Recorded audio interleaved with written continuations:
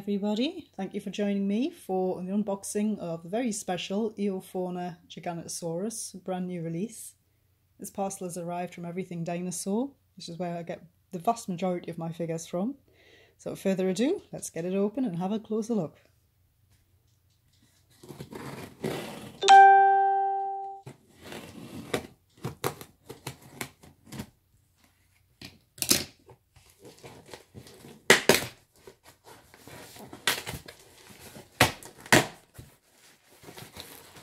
No gentle way of doing this.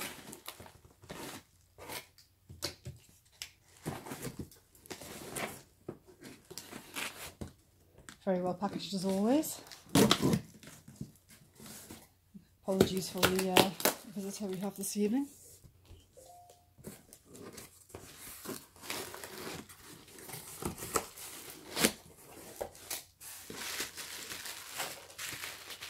Right, the great thing about Everything Dinosaur is they always provide these fact sheets.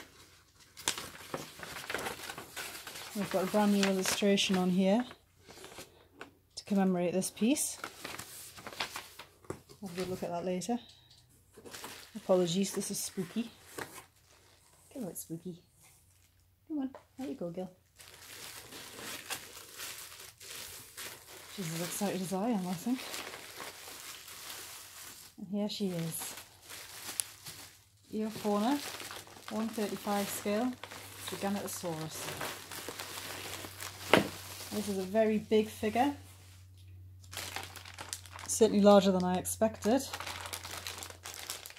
Well packaged here. Eofauna do not provide boxes with their figures, however they do package them very nicely, and they do come with a collector's card which has a lot of scientific information on there.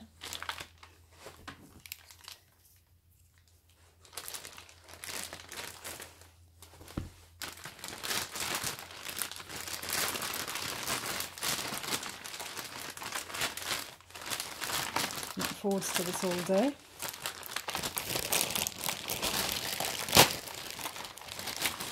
Makes life a little easier. And here she is. As you can see, they've provided some packaging to help keep the legs and the arms stable. This is a very large figure. This is going to be one of the larger figures in my collection.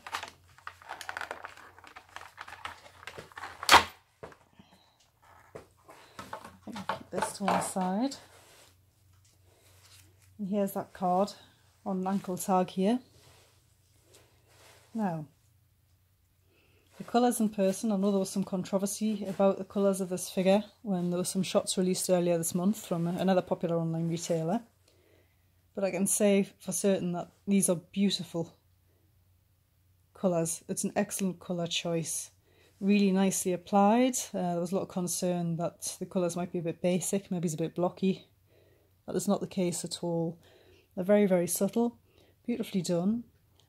The inside of the mouth is very red, it's very vibrant. But that looks quite nice really. And again, they've gone for an avian type mouth here, which is very fitting. That blazing yellow eye stands out nicely. And I can't stress enough how much better this thing actually looks in person than it does in any pictures or even in this video. This is a beautifully detailed figure.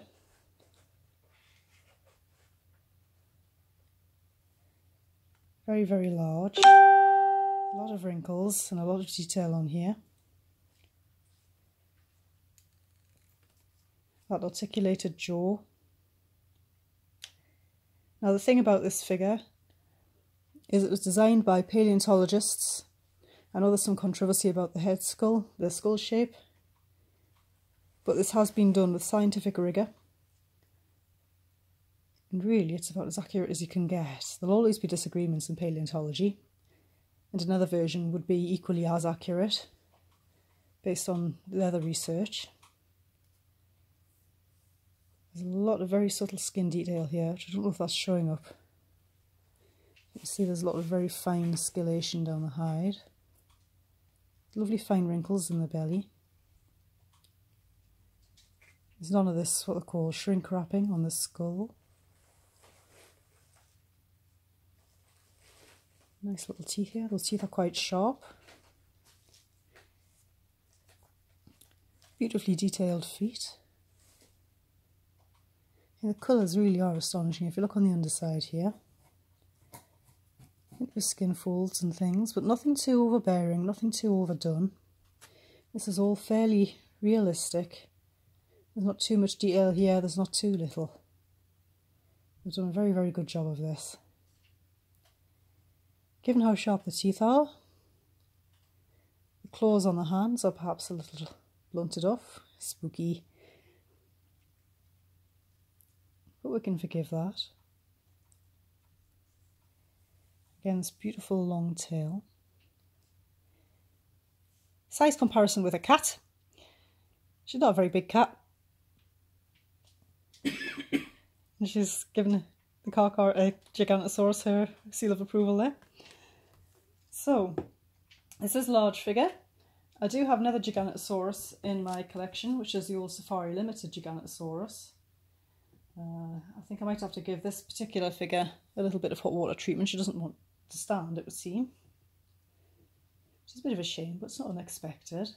This does happen quite frequently with these figures, and with one that's engineered as well as these are. I mean, the feet are the size they should be, they're not disproportionately large or anything. The Carnegie collection Giganotosaurus solved the problem by putting its Giganotosaurus in a tripod position. This figure does actually stand. I have hot water treated this before and managed to get it to stand on its own 2 feet. It's a very impressive figure in its own right, but it is completely blown out of the water by this brand new one by Eofauna. And I do apologise, this is clearly a little issue with some of these figures. I haven't seen anybody else have this issue, so it's probably just my luck. But it's definitely fixable. And here she is with Hercules.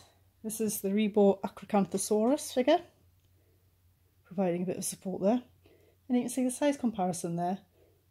This new Eofauna Giganotosaurus is a little longer than Hercules, even accounting for the curvature of Hercules' neck and tail. It's considerably less bulky, it's a much more realistic figure altogether. And also we have here the collector Carcharodontosaurus.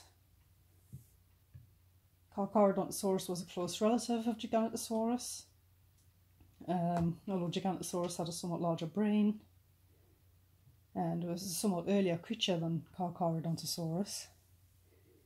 But again, it's a far more detailed figure. Beautiful in every way. Thank you very much to Everything Dinosaur for getting this figure to me so promptly and for your phenomenal service as ever. And thank you Eofauna for producing these fabulous figures. I hope everybody's enjoyed the first look at this one.